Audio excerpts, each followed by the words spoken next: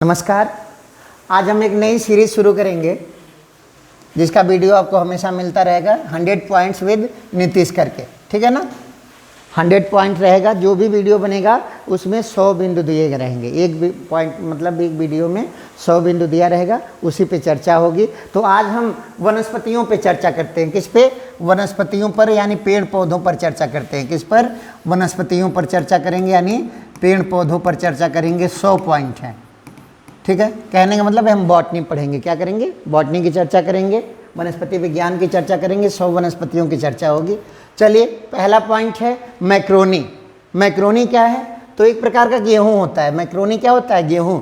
जहां कम वर्षा होती है और सिंचाई की सुविधा उपलब्ध नहीं है, वहां पे यह गेहूं बोया जाता है, मैक्रोनी गेहूं, ठीक है ना।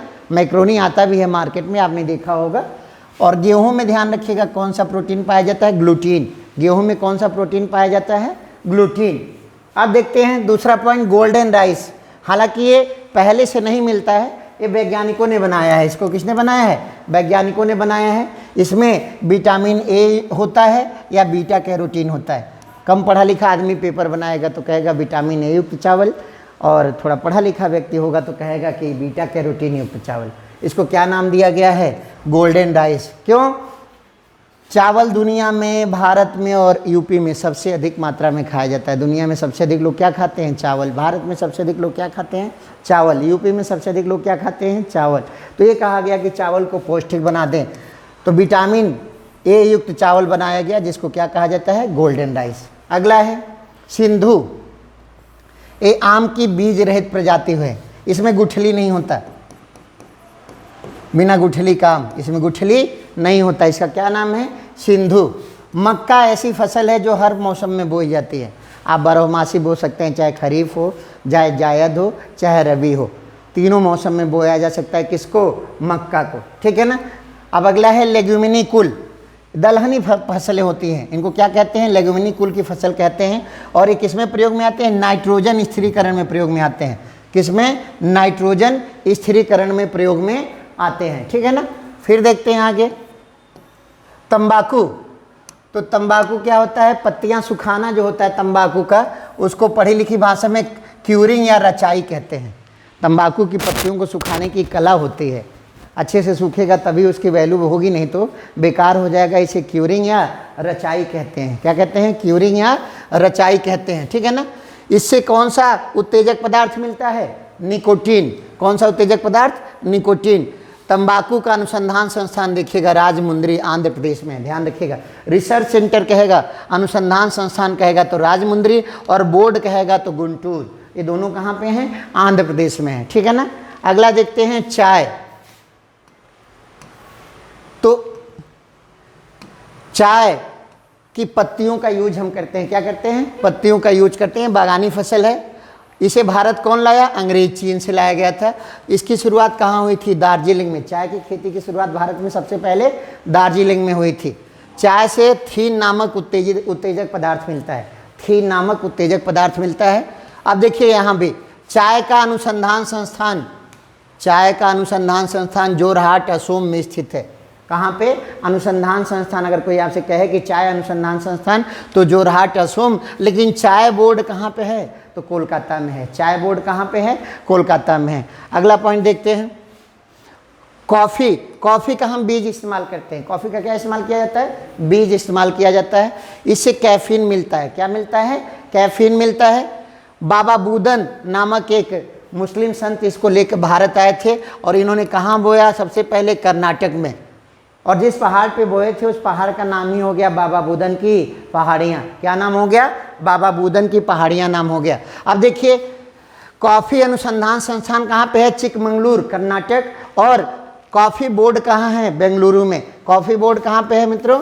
तो बेंगलुरु में है। अब यहाँ एक चीज़ ध्यान रखिएगा, विश्व में सबसे अधिक कॉफ़ी जो होती है ना, ब्राज़ील में होती है। कहाँ पे? ब्राज़ील में। इसीलिए ब्राज़ील की 2 जगहें हैं। एक को कहते हैं विश्व की कहवा मंडी, किसको? साओ पालो को। किसको? साओ पालो को क्या कहते हैं? विश्व की कहवा मंडी। और विश्व का कहवा पत्तन ये किसे कहते हैं? तो सैंटोस को। एक बंदरगाह है सैंटोस, उसको विश्व का कहवा पत्तन कहते हैं, और साओ पालो को विश्व की कहवा मंडी कहा जाता है। तो विश्व की कहवा मंडी साओ पालो और विश्व का कहवा पत्तन सेंटोस, ये बहुत इंपॉर्टेंट है। इसी तरह से चाय सबसे अधिक चीन में होती है और भारत में असम में होती है, और कॉफ़ी विश्व में सबसे अधिक ब्राज़ील में और भारत में कर्नाटक में। ठीक है मित्रों, आगे है कोको। कोको भी इसी तरह से होता है जैसे कॉफ़ी है। तो कोको का बीज जो होता है ना, इसका इस्तेमाल चॉकलेट और पेय पदार्थों में किया जाता है। ठीक है ना, ये कोको होता है। ठीक है, चलिए अगला, रबड़। रबड़ जो होता है ना, पौधों के लैटेक्स से प्राप्त होता है। किससे प्राप्त होता है? लैटेक्स से। ठीक है ना, किससे प्राप्त होता है? लैटेक्स से प्राप्त होता है। सेब, सेब में एक अम्ल पाया जाता है जिसे कहते हैं मैलिक एसिड। क्या कहते हैं? Malic acid. ये झूठा फल है, कहने का मतलब क्या है? इसका पुष्पासन खाया जाता है, ये झूठा फल कहा जाता है। ठीक है ना, ये विटामिन ए का बड़ा स्रोत होता है। किसका स्रोत होता है? विटामिन ए का बड़ा स्रोत होता है।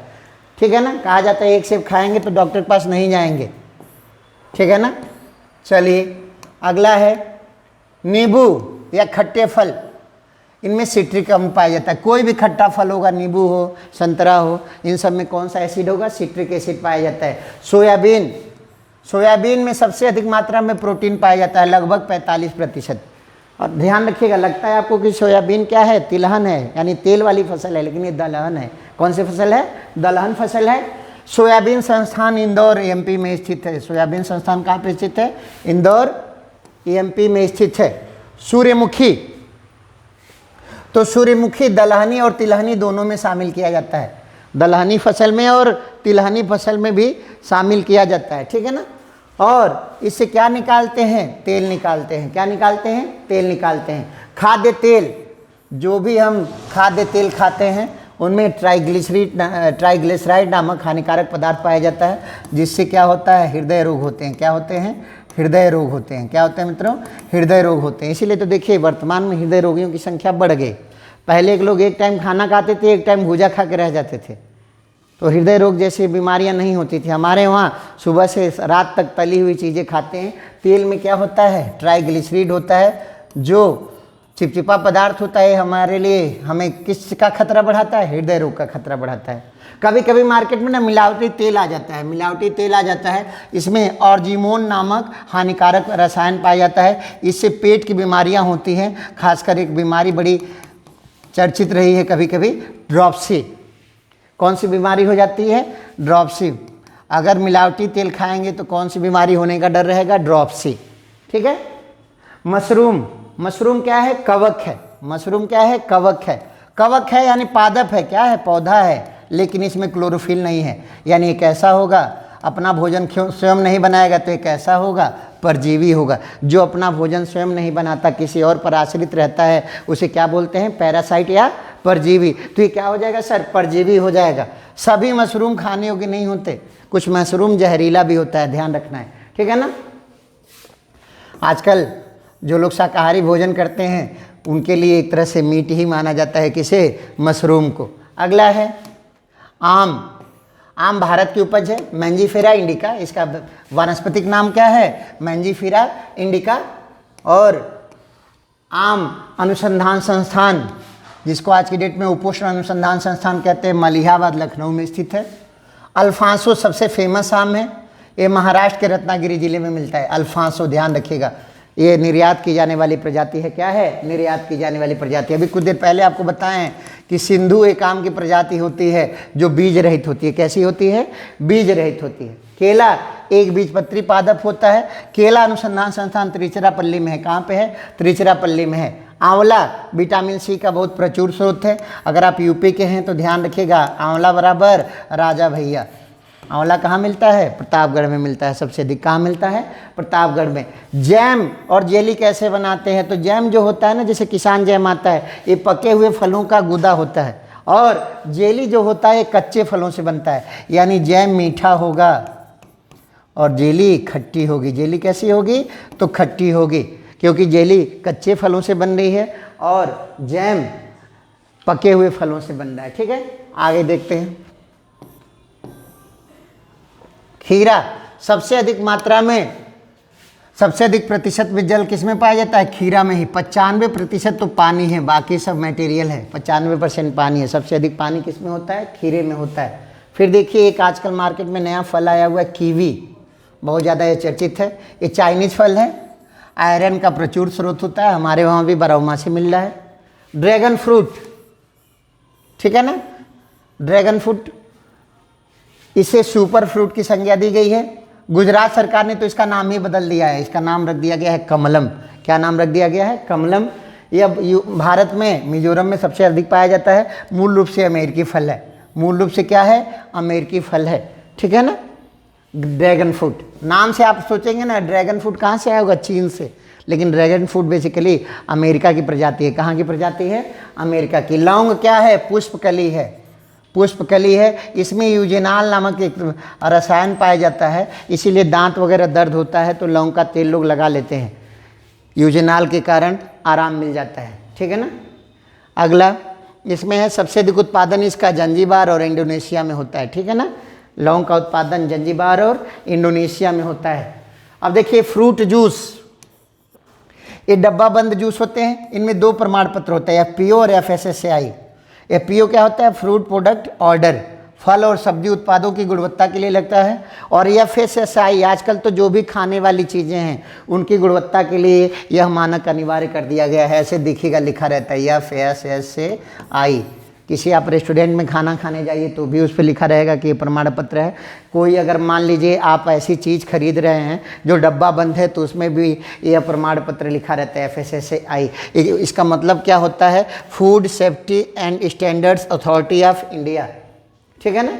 इसका मतलब क्या होता है? Food safety and standard authority of India. इसकी शुरुआत कब से की गई? FSSAI की 2006 से। तो अगर डब्बा बंद जूस आप खरीद रहे हैं तो इनमें 2 मार्क का ध्यान रखना है, FPO और FSSAI, ठीक है ना, FPO और FSSAI, ठीक है ना।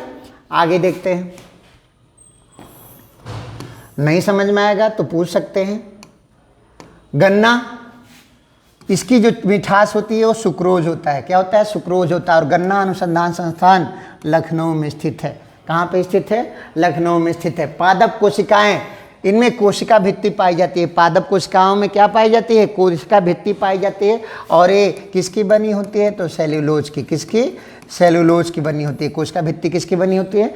सेल्यूलोज की बनी होती है। वाष्पोत्सर्जन, जैसे समान रूप से वाष्पीकरण होता है उसी तरह से पौधों से भी वाष्पीकरण होता है पत्तियों के माध्यम से, यानी जल उनका उड़ता है, नमी उड़ती है, तो इसको वाष्पोत्सर्जन कह दिया जाता है। कहाँ से होता है? पत्तियों द्वारा, ठीक है ना। वाष्पीकरण जो पौधों में होता है उसको क्या कहते हैं? वाष्पोत्सर्जन कहते हैं। और किसके द्वारा होगा? पत्तियों द्वारा। एक मशीन होती है नापने के लिए, पोटोमीटर।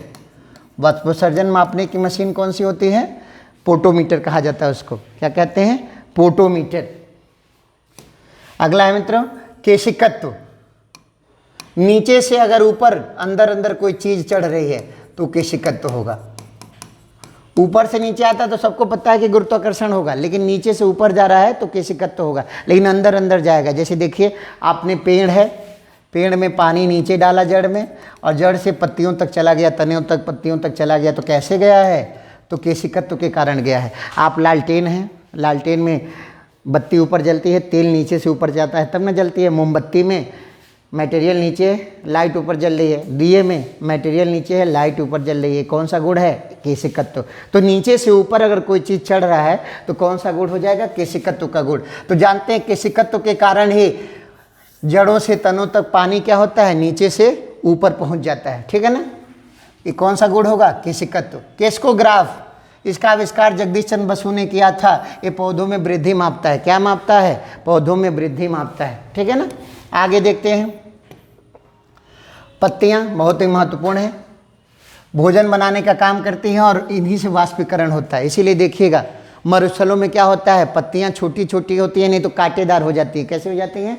छोटी छोटी नहीं तो कांटेदार, क्योंकि वहाँ वाष्पीकरण अगर ज़्यादा हो जाएगा, वाष्पोत्सर्जन ज़्यादा हो जाएगा तो पौधे मर जाएंगे। इसीलिए देखिएगा नागफनी जैसे पौधे, यानी कटीले पौधे कहाँ होंगे? मरुस्थलीय क्षेत्रों में। कहाँ होंगे? मरुस्थलीय क्षेत्रों में। उनमें पत्तियाँ नहीं होती, कांटा जो होता है ना वही वाष्पीकरण का काम करता है। तो कटीले वन कहाँ होंगे सर? तो कटीले वन मरुस्थलों में होंगे। कहाँ होंगे? मरुस्थलों में, जहाँ पानी की कमी होगी। ठीक है ना। तो पत्तियों का मेन काम है भोजन बनाना और वाष्पीकरण। ठीक है ना।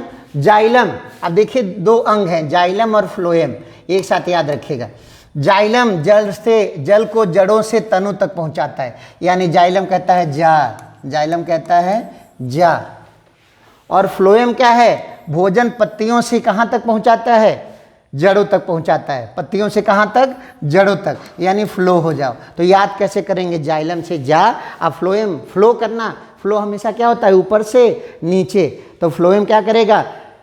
पत्तियां जो भोजन बनाएंगी उनको पहुंचाएगा कहाँ तक? जड़ों तक पहुंचाएगा फ्लोएम, यानी ऊपर से नीचे फ्लो करके लाएगा। और जाइलम क्या करेगा? जो पानी होगा उसको नीचे से ऊपर ले जाएगा, जड़ों से तनों तक ले जाएगा। तो क्लियर हो गया जाइलम और फ्लोएम। अगला है लाइकेन, यह वायु प्रदूषण का सूचक माना जाता है। सल्फर डाइऑक्साइड की मात्रा बढ़ती है, SO2 की मात्रा बढ़ती है, तो ये सूख जाते हैं। क्या हो जाते हैं? सूख जाते हैं। काई समझ लीजिए, लाइकेन का मोटा मोटी क्या समझिएगा? काई। एक कवक और शैवाल का सहजीवन का उदाहरण है। ये किसका उदाहरण है? कवक और शैवाल के सहजीवन का उदाहरण है। तो आपकी परीक्षा में प्रश्न आता है कि वायु प्रदूषण का सूचक किस पौधे को माना जाता है? तो लाइकेन को। और एक प्रश्न ऐसे आता है कि कहता है कि कवक और शैवाल के सहजीवन का उदाहरण कौन सा है? तो लाइकेन है। ठीक है ना। समुद्री शैवाल, ये लैमिनेरिया कुल के शैवाल होते हैं, इनसे आयोडीन प्राप्त होता है। क्या प्राप्त होता है? समुद्री शैवालों से आयोडीन। और कौन से कुल के होते हैं? लैमिनेरिया कुल के। और कुछ शैवालें खाई जाती हैं किस रूप में? सी फूड के रूप में। कुछ जीव और कुछ शैवाल खाई जाती है किस रूप में? सी फूड के रूप में, समुद्री खाने के रूप में।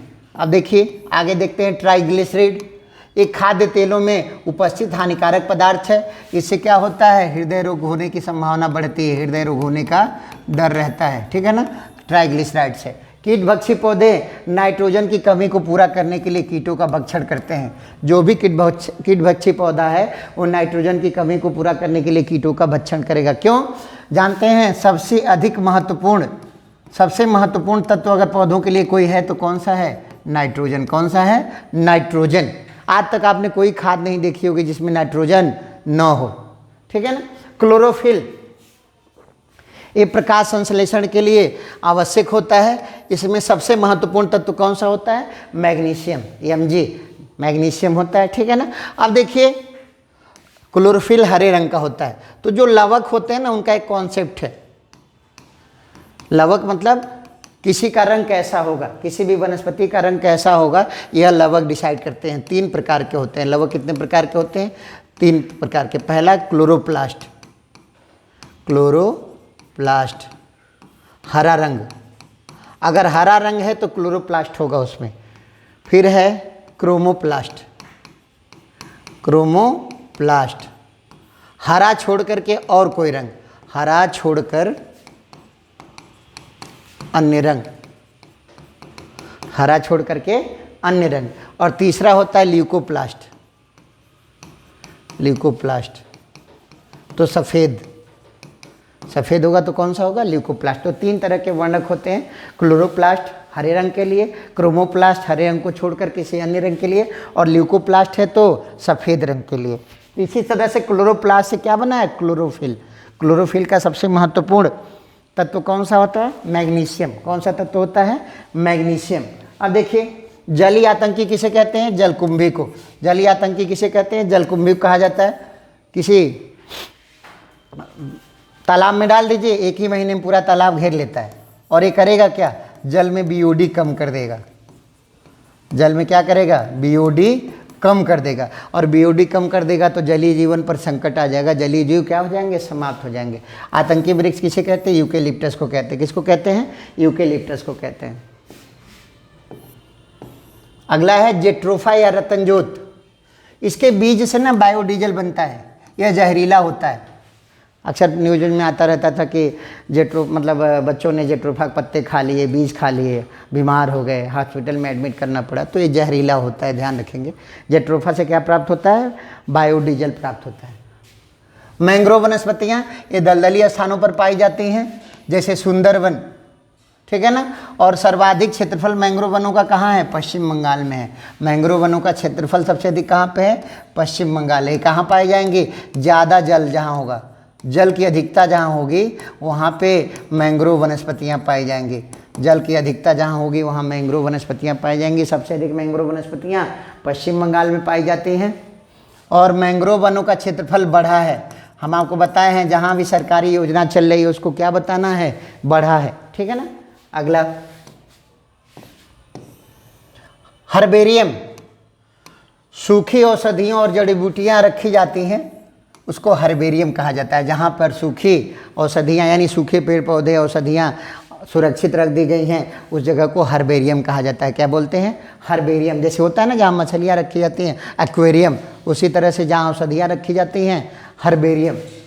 पोटोमीटर, ये क्या करता है, वाष्पोत्सर्जन को मापता है। कितना ज़्यादा वाष्पीकरण हो रहा है पौधों से, उस वाष्पीकरण को वाष्पोत्सर्जन कहते हैं। और इसको मापने के लिए कौन सा होता है, तो पोटोमीटर होता है। कौन सा होता है, पोटोमीटर। वनस्पति विज्ञान का जनक थियोफ्रेटस।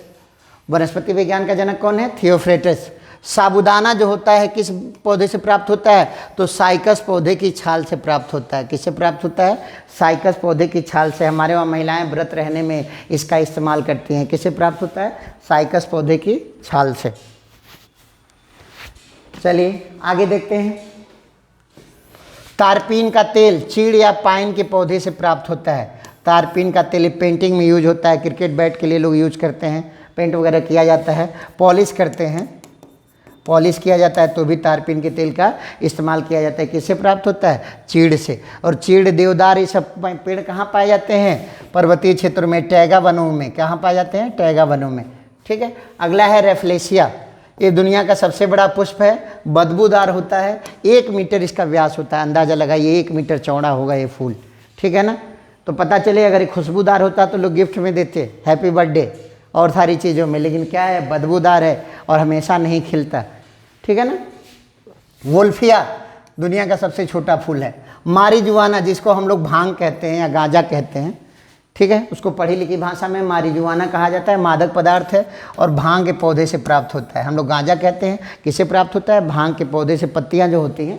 ठीक है ना। एलिलो रसायन, पौधे क्या होते हैं ना, प्रतिकर्षी रसायन छोड़ते हैं कि दूसरा पौधा उनके ऊपर न चढ़े। दूसरा पौधा इसलिए न चढ़े कि क्या होगा, अगर दूसरा पौधा उसको ढक लेगा तो पौधे को प्रकाश नहीं मिलेगा, और पौधे को प्रकाश नहीं मिलेगा तो भोजन नहीं बना पाएगा। इसलिए पौधे एलिलो रसायन अपने पास से छोड़ते हैं। ठीक है ना। इसको क्या कहा जाता है, इसको प्रतिकर्षी रसायन। ठीक है ना।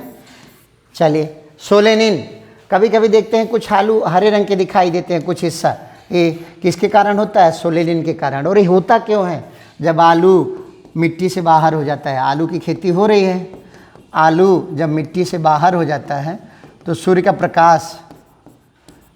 प्रकाश सीधे संपर्क में आता है।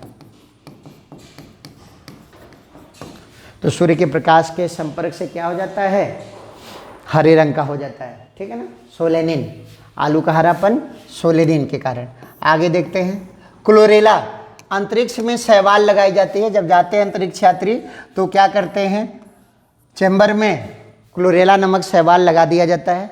और ये अंतरिक्ष यान में इसलिए उगाते हैं, इससे क्या होता है, ऑक्सीजन का बैलेंस बनता है और इसमें हाई प्रोटीन होता है। क्या होता है, प्रोटीन होता है। तो ये खाने के रूप में भी इसका इस्तेमाल करते हैं, खाने के लिए भी इसका इस्तेमाल करते हैं। ठीक ना। तो क्लोरेला शैवाल कहाँ उगाते हैं, अंतरिक्ष यानों में। क्यों, कि ऑक्सीजन भी जनरेट करेगा प्लस खाने के काम भी आएगा। ब्रायोफाइटा, पहाड़ियों में नम और छायादार क्षेत्र में उगने वाली वनस्पतियां होती है, छायादार क्षेत्र में उगती हैं, इन्हें ब्रायोफाइटा कहा जाता है।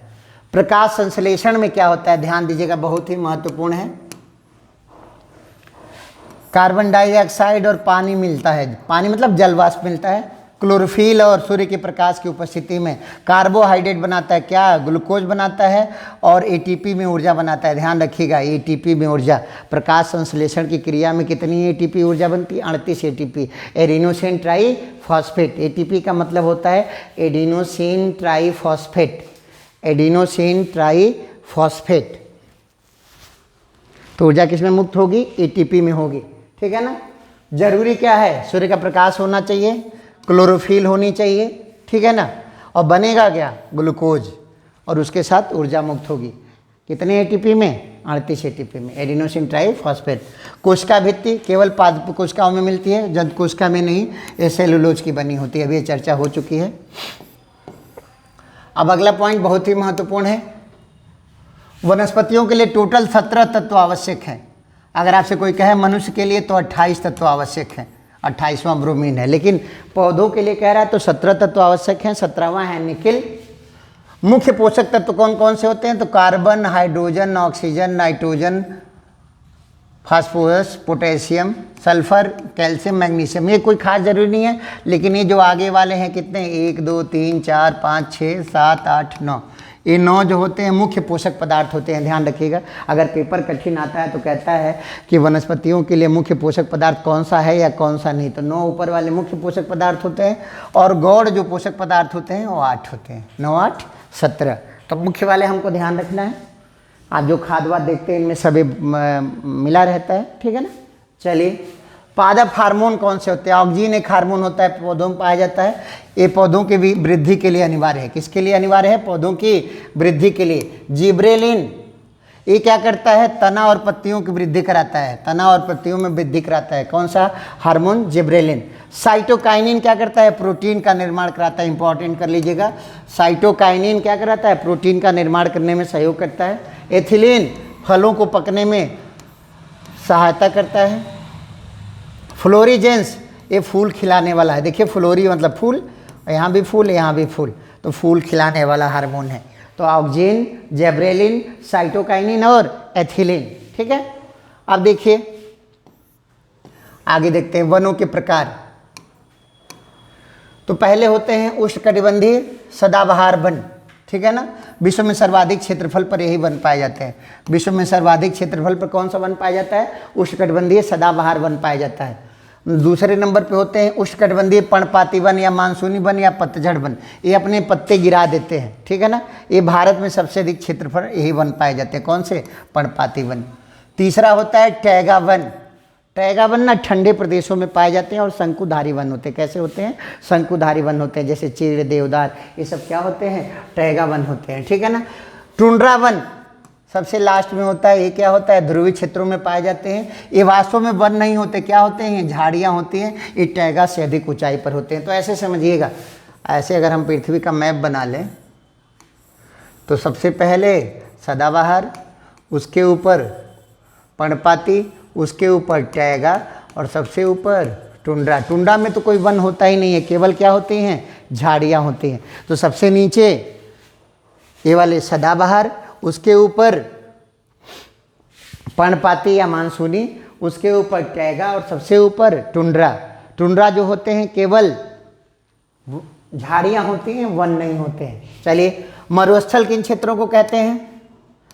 तो जहाँ वार्षिक वर्षा 25 सेंटीमीटर से कम हो। अगर 25 सेंटीमीटर से कम वर्षा होती है तो उसे मरुस्थल कहा जाता है। क्या कहा जाता है?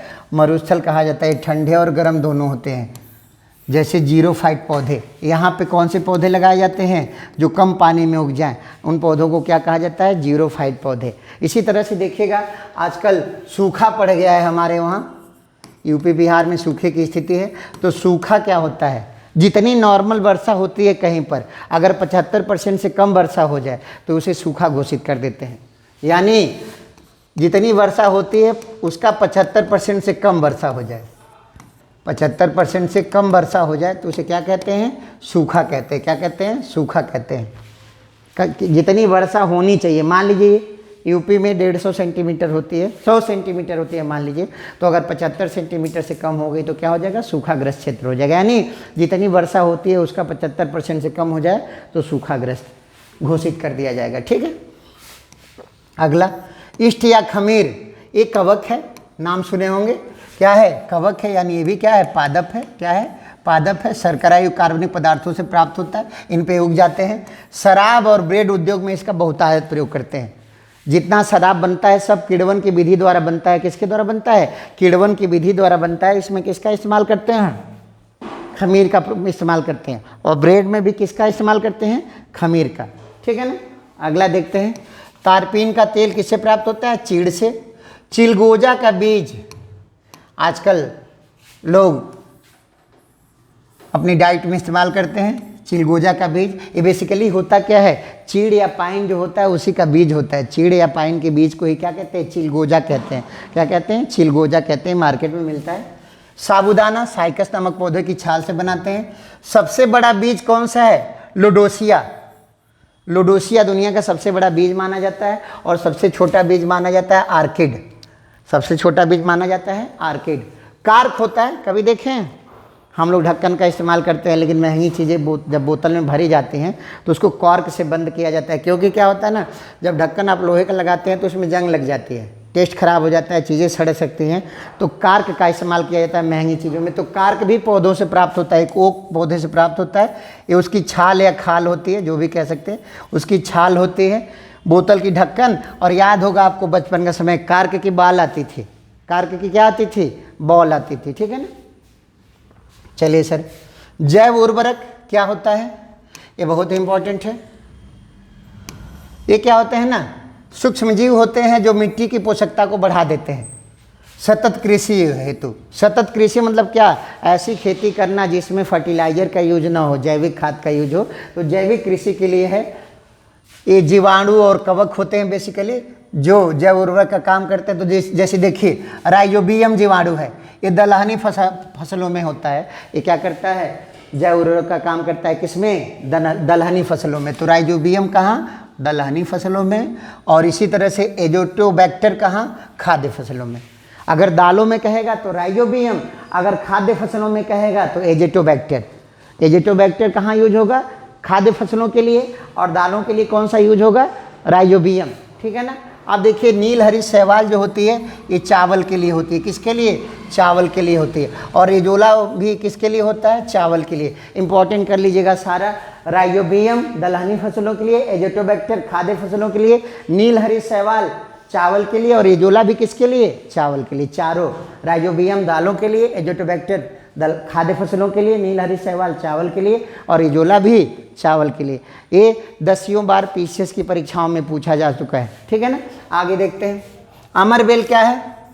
ये बेसिकली हल्के पीले या लाल रंग की होती है, हल्के पीले या लाल रंग की होती है। इसमें क्लोरोफिल नहीं होता। अगर क्लोरोफिल होता तो हरे रंग की होती ना, हल्के लाल या पीले रंग की होती है, यानी क्लोरोफिल नहीं होता तो दूसरे पर आश्रित होगी।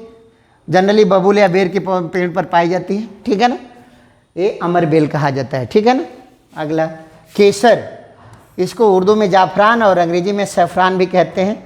ये वर्तिकाग्र है, फूल का अगला हिस्सा है। क्या है, फूल का वर्तिकाग्र है। पुष्प का क्या है, वर्तिकाग्र है। भारत में जम्मू कश्मीर में पाया जाता है और ये बहुत महंगा होता है। 25,000 रुपये से 25,000 से 30,000 रुपये किलो इसका रेट है, ठीक है ना। केसर का रेट इतना महंगा होता है, यानी 1 ग्राम खरीदने जाएंगे तो करीब करीब 500 रुपये पड़ेगा, ठीक है ना।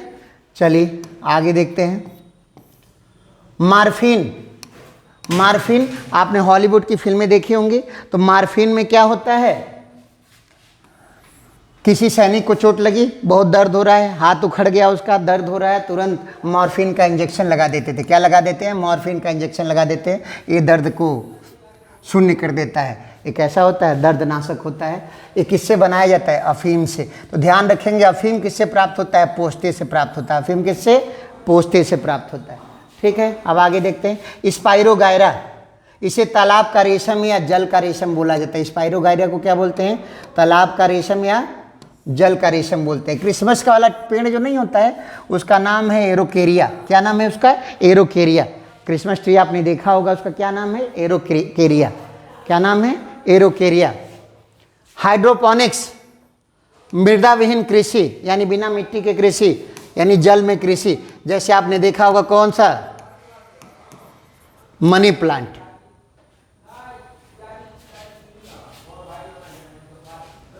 एरोपोनिक्स, ये जल विहीन कृषि है। जल विहीन कृषि यानी बिना पानी की कृषि। तो आखिर जल की कमी कहाँ से पूरी की जाएगी, तो जल वाष्प से। कहाँ से की जाएगी, जल वाष्प से।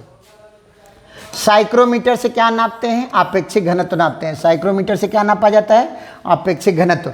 ऑक्जेनोमीटर से क्या नापते हैं, तो पौधों की वृद्धि। और हम इसी के साथ ये भी ध्यान दिए थे कि केस्कोग्राफ से क्या नापते हैं, पौधों की वृद्धि नापते हैं। तो ऑक्जेनोमीटर और केस्कोग्राफ से क्या नापते हैं, पौधों की वृद्धि नापते हैं। अब चलिए आगे देखते हैं, कृषि की शुरुआत कब हुई? नवपाषाण काल में हुई। ठीक है, कृषि की शुरुआत नवपाषाण काल में हुई। सौंफ माउथ फ्रेशनर के रूप में इस्तेमाल किया जाता है। कहीं भी होटल में खाना खाने जाते हैं तो सौंफ और चीनी रखी हुई होती है, आप थोक भाव में उठा के ले आते हैं। मिंट, कोई भी चीज़ नहीं ठंडा लगेगा। आजकल आप मान लीजिए कि साबुन लगाते हैं, शैम्पू लगाते हैं, डर्मिकूल पाउडर लगाते हैं, ठंडा ठंडा कूल कूल हो जाता है, नवरत्न तेल लगाते हैं, तो जो इसमें ठंडक होती है वो मिंट की होती है। मिंट किससे मिलता है? पिपरा मिंट नामक पौधे से मिलता है। और ये दवा, तेल और साबुन में इस्तेमाल किया जाता है। यूपी में इसकी बहुत ज़बरदस्त खेती होती है। कहाँ? बाराबंकी में। कहाँ पे खेती होती है पिपरामिंट की? तो बाराबंकी में। और इसे कौन सा तेल बनाते हैं? Menthol oil. क्या बनाते हैं? मेंथॉल ऑयल बनाते हैं। तो पिपरामिंट की खेती कहाँ होती है? यूपी में बाराबंकी में होती है। ठीक है, चलिए। उलंग चाय, ये ग्रीन टी है, ये ताइवान में मिलती है। कहाँ पे? ताइवान में।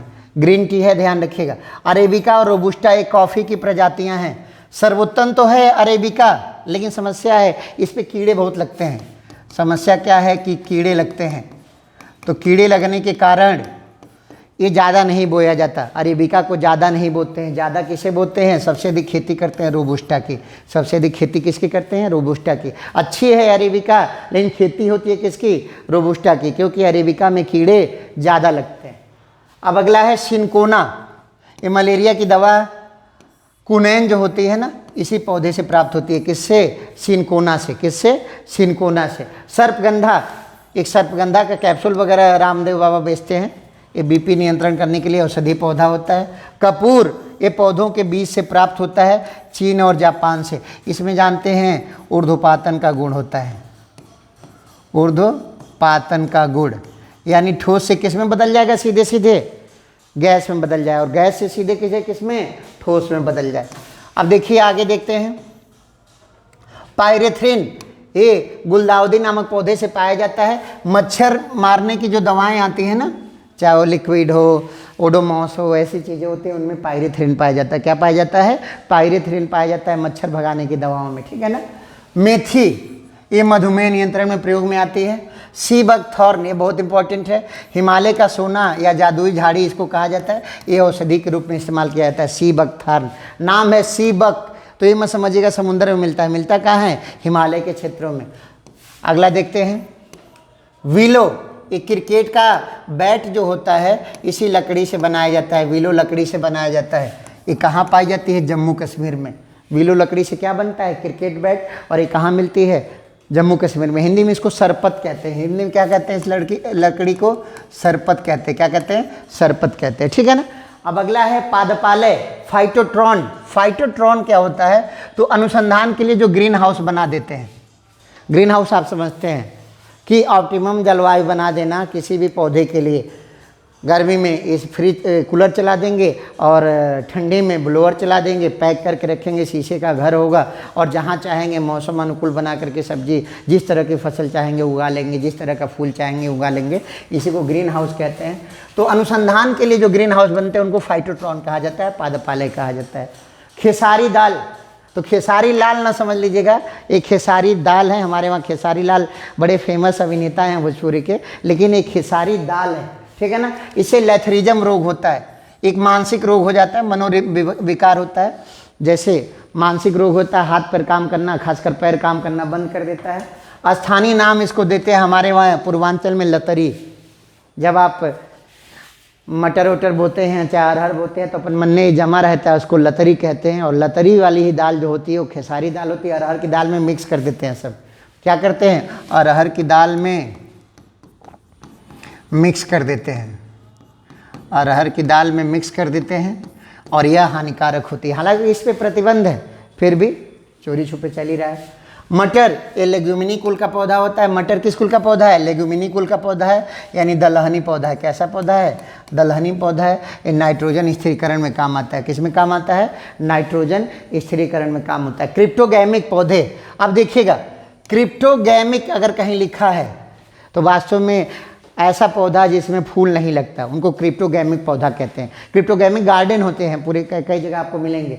ऐसे फूल लगाए, मतलब ऐसे पौधे लगाए गए हैं जहाँ कोई भी फूल जिन पौधों पर कोई फूल नहीं आएगा, तो जिन पौधों पर कोई फूल नहीं आता, अपुष्पी पौधे होते हैं, इन्हें क्रिप्टोगैमिक पौधे कहते हैं। क्या बोलते हैं? क्रिप्टोगैमिक। यानी जिस पौधे में फूल ना आए उसे क्या कहेंगे? क्रिप्टोगैमिक। क्या कहेंगे?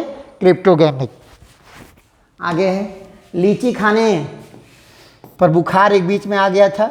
लीची बड़ा फेमस है और सबसे अधिक फेमस है कहाँ? बिहार वाला मुजफ्फरपुर का। लेकिन यहीं पर एक बुखार चला था, चमकी बुखार। लीची खाने पे बच्चों को हो जा रहा था, ठीक है ना। और लीची सबसे अधिक कहाँ? मुजफ्फरपुर, बिहार। लीची अनुसंधान संस्थान भी वहीं पे है, मुजफ्फरपुर, बिहार में। पौधों की आयु कैसे निकालते हैं? वलयों को गिनकर। जो ये वार्षिक रिंग बने होते हैं उन्हीं को गिन लेते हैं और इनकी एज का पता चल जाता है। चिपको आंदोलन तो सुंदरलाल बहुगुणा द्वारा 1973 में उत्तराखंड के चमोली में वनों के कटाव को रोकने के लिए चलाया गया। इसमें इनका सहयोग किया था चंडी प्रसाद भट्ट ने और गौरा देवी। 2 लोग इसमें बड़े फेमस हैं। तो 3 नाम याद रखिएगा, चिपको आंदोलन, सुंदरलाल बहुगुणा, गौरा देवी और चंडी प्रसाद भट्ट, ठीक है ना। इसी की नकल करके एक आंदोलन दक्षिण भारत में चला था, एपिको आंदोलन। एपिको आंदोलन कहाँ चला? दक्षिण भारत में। और किसने चलाया? पांडुरंग हेगड़े ने। किसने चलाया? पांडुरंग हेगड़े ने। किस लिए? वनों के कटाव को रोकने के लिए। किसके लिए? वनों के कटाव को रोकने के लिए। तो चिपको जैसे है वैसे एपिको है। एपिको दक्षिण भारत में है, ठीक है ना। चलिए अगला देखते हैं, लैंटेना क्या है? बड़ा इस समय चर्चा में है। कभी आप ट्रेन से जाते हैं तो आप देखिएगा रेलवे पटरी के किनारे फूल जैसा पौधा लगा होता है, उसमें खूब छोटे छोटे पीले पीले लाल रंग के फूल लगते हैं। देखने में बड़ा सुंदर भी लगता है। आपको लगता है कि घरे ले जाकर लगाना चाहिए, लेकिन वास्तव में वो एक घास है और बड़ी घातक घास है। वो सूखा भी पड़ जाएगा तो नहीं सूखेगी। और वो क्या कर रही है? सभी वनस्पतियों को धीरे धीरे ढकते जा रही है। देखिएगा कुश्मी जंगल गोरखपुर में जगह होती है, वहाँ जब रेलवे लाइन जाएगी आगे आप जाते हैं तो देखिएगा दोनों तरफ पूरा भरा हुआ है। वो लैंटेना घास होती है। ये क्या होता है? झाड़ी नुमा पौधा है। ये पर्यावरण के लिए संकट है। क्यों संकट है? अन्य वनस्पतियों को आगे नहीं बढ़ने दे रही और ये सूखे को झेल लेती है, ठीक है ना। फ्लोरा किसे कहते हैं? वनस्पतियों को कहते हैं। किसी स्थान पे अगर फ्लोरा कहा जा रहा है तो वनस्पतियों की चर्चा हो रही है, और फाउना कहा जा रहा है तो जीवों की चर्चा हो रही है। तो फ्लोरा वनस्पतियाँ और फाउना जीव जंतु, और फ्लोरा और फाउना मिला के ही बायोडाइवर्सिटी बन जाती है। क्या बन जाती है? जैव विविधता। किसी स्थान पर कितनी वैरायटी के जीव जंतु और वनस्पतियाँ पाए जाते हैं उसी को क्या बोल देते हैं? जैव विविधता बोल देते हैं, ठीक है ना। सबसे अधिक प्रकाश संश्लेषण किस प्रकाश में होता है? तो लाल रंग के प्रकाश में। आपने पढ़ा है ना विबग्योर, तो लाल में सबसे अधिक प्रकाश संश्लेषण होता है, उससे बैंगनी में सबसे कम हो जाता है, ठीक है। आगे देखते हैं, अब है रंग निर्धारण। तो टमाटर का रंग लाल होगा लाइकोपिन से, प्याज का लाल रंग कैप्सेंथिन से, हल्दी का पीला रंग करक्यूमिन से, गाजर का लाल रंग एंथोसाइनिन से, गाजर का नारंगी रंग कैरोटीन से, तेलों का पीला रंग कैरोटीनॉइड से, आलू का हरा रंग सोलेनिन से, और मिर्ची का लाल रंग कैप्सेंथिन से। ये आता है पेपर में, ध्यान रखिएगा, ठीक है ना। क्योंकि यही अभी आपको बताए हैं कुछ देर पहले कि 3 तरह के होते हैं, क्लोरोप्लास्ट, क्रोमोप्लास्ट और ल्यूकोप्लास्ट। तो क्लोरोप्लास्ट हरे रंग के लिए, क्रोमोप्लास्ट हरा रंग छोड़ के किसी अन्य रंग के लिए, और ल्यूकोप्लास्ट सफ़ेद रंग के लिए। तो जितने रंग हैं ये किससे होंगे? क्रोमोप्लास्ट से हो जाएंगे। किससे हो जाएंगे? क्रोमोप्लास्ट से। तो कितने तरह के वर्णिलवक हो गए? 3 प्रकार के वर्णिलवक, 3 प्रकार के वर्णिलवक हो गए, ठीक है ना। अब देखिए, याद रखना होता है, टमाटर लाइकोपिन, प्याज का लाल रंग कैप्सिंथिन, हल्दी का पीला रंग करक्यूमिन, गाजर का लाल रंग एंथोसाइनिन, गाजर का नारंगी रंग कैरोटीन, तेलों का पीला रंग कैरोटीनॉइड, आलू का हरापन या हरा रंग सोलेनिन, मिर्च का लाल रंग कैप्सिंथिन, ठीक है ना। अब आगे देखते हैं स्वाद का निर्धारण। मूली का तीखापन आइसोसाइनेट से होता है। मूली का तीखापन किससे होता है? आइसोसाइनेट से। मिर्च का तीखापन कैप्सिसिन से होता है, कैप्साइसिन से होता है। खीरे का कड़वाहट कुकुरबिटेसिन से होता है। और प्याज की गंध जो होती है एलाइल प्रोफाइल डाइसल्फाइड से होती है, और लहसुन की एलाइसिन से होती है। यानी कहने का मतलब सल्फर की यौगिक। दोनों की गंध किससे होती है? सल्फर के यौगिकों के कारण होती है, चाहे प्याज की गंध हो चाहे लहसुन की गंध हो। कुछ लोग तो गंध के चलते खाते ही नहीं हैं, ठीक है ना, इसी के कारण ये होती है, ठीक है ना। आगे देखते हैं पौधों के प्रकार। अब देखिए जीरोफाइट। अब देखिए जीरो और फाइट मतलब लड़कर आया, हेलो फाइट मतलब लड़कर आया, तो समझिएगा जीरो जहाँ वर्षा कम होती है वहाँ लड़कर पैदा हुआ, यानी रेगिस्तानों में। तो जल की कमी वाले क्षेत्र में उगने वाले पौधे उनको जीरोफाइट कहेंगे। हेलोफाइट, तो हेलो से क्या होगा, हेलाइन, यानी लवणी भूमि में लवणता अधिक होगी तो वहाँ पौधा नहीं होना चाहिए, लेकिन कुछ पौधे ऐसे होते हैं जो लवणीय भूमि में भी पाए जाते हैं, लवणता से लड़कर पैदा हुए, तो लवणीय क्षेत्र में पाए जाने वाले पौधे। इसी तरह से मेसोफाइट्स, समशीतोष्ण जहाँ होता है, ठंडी भी उतनी है गर्मी भी उतनी है, ऐसी जगहों पे पाए जाने पौधे मेसोफाइट्स होते हैं। एपीफाइट्स, एक पौधे के ऊपर कभी कभी आप देखिएगा कि एक पौधे के ऊपर दूसरा पौधा हो जाता है, उसे एपीफाइट कहते हैं, पौधे के ऊपर पौधा, एपीफाइट। हाइड्रोफाइट, हाइड्रो मतलब क्या, पानी, फाइट मतलब पानी में लड़के, यानी जहाँ जल की अधिकता है उन स्थानों पर उगने वाले पौधे। अभी आपको लिखवाया गया है मैंग्रोव, ये पौधे कैसे होते हैं, मैंग्रोव वन कैसे होते हैं, हाइड्रोफाइट्स होते हैं, जो जल की अधिकता में उगते हैं, ठीक है ना। लिथोफाइट्स, नियम से तो है कि चट्टान पे कुछ उगना ही नहीं चाहिए, लेकिन आप जाएंगे तो चट्टानों पे तमाम तरह की वनस्पतियाँ उगी हुई हैं, यानी चट्टानों पर उगने वाले पौधे, वो भी इससे लड़ के उगे हुए हैं, तो इनको फाइट्स कहा जाता है। तो जीरोफाइट्स पानी की कमी, हेलोफाइट्स लवणता, मेसोफाइट्स समशीतोष्ण, एपीफाइट्स एक पौधे के ऊपर दूसरा, हाइड्रो पानी की अधिकता, और लिथो चट्टानों पर। तो इनसे लड़ के जो पौधा बना है उसको ये नाम दिया जाता है। भारत में सदाबहार वन या उष्णकटिबंधीय सदाबहार वन कहाँ पाए जाते हैं, पश्चिमी घाट में थोड़ा बहुत, असम में, मेघालय में, त्रिपुरा में, मिजोरम में, मणिपुर, नागालैंड, ऐसे ध्यान रखिएगा। अरुणाचल और सिक्किम को छोड़कर पूर्वोत्तर के राज्यों में, अरुणाचल और सिक्किम में नहीं पाया जाता, और बाकी सभी पूर्वोत्तर के राज्यों में। फिर सुंदरवन में, अंडमान में, लक्षद्वीप में। ये कौन से पौधे पाए जाते हैं, सदाबहार वाले, ये बहुत बड़े बड़े पौधे होते हैं, इनकी ऊंचाई जानते हैं 60 मीटर से अधिक होती है इन पौधों की। अंदाज़ा लगाइए 60 मीटर मतलब क्या हो गया, कम से कम 16 महले की बिल्डिंग है, उनसे बड़े बड़े पेड़ होते हैं, ठीक है ना। और इनमें फेमस पेड़ कौन कौन से हैं, आबनूस, महोगनी। आबनूस तो आपने नहीं देखा, लेकिन महोगनी सबने देखा होगा, आजकल हमारे वहाँ भी लोग लगा रहे हैं, उस तरह से नहीं बढ़ रहा है, लेकिन महोगनी लगाई जा रही है। सिनकोना, अभी आप उसकी चर्चा सुने थे, रबड़। ये पौधे कैसे पौधे होते हैं, सदाबहार वन होते हैं, ठीक है ना। तो भारत में सदाबहार वन कहाँ, पूर्वोत्तर के कुछ राज्यों में, पश्चिमी घाट में, और सुंदरवन में, अंडमान में, और लक्षद्वीप में, ठीक है। अनावृति, देखिए अनावृत बीजी पौधे, तो जिनके बीज, उनके बीज में आवरण या कवर नहीं होता, कुछ बीज ऐसे ही खुले ही रहते हैं, उनके ऊपर कोई कवर नहीं होता, उन्हें अनावृत बीज कहते हैं। जैसे साइकस, चीड़, देवदार, इन सब के जो ये सब बीज जो होते हैं ना, कैसे होते हैं, अनावृत बीजी होते हैं, बिना ढके हुए बीज होते हैं। और आवृत बीजी कौन से होते हैं, जिनका बीज ढका रहता है, फल है, फल के अंदर बीज है, ऐसे रहता है, ये आवृत बीजी है। तो हमारे वहाँ अधिकांश पौधे कैसे होते हैं, आवृत बीजी होते हैं, ये ज़्यादा होते हैं, कम होते हैं, ठीक है ना।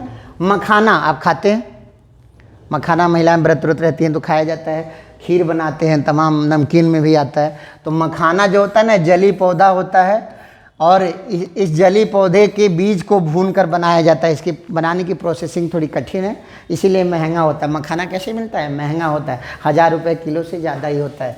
टीक या सागौन, भारत में सबसे अधिक क्षेत्रफल पर कौन सा पेड़ पाया जाता है, सागौन का पेड़ पाया जाता है। अंग्रेजी में इसे टीक कहते हैं, अंग्रेजी में क्या कहते हैं, टीक कहते हैं, ठीक है ना।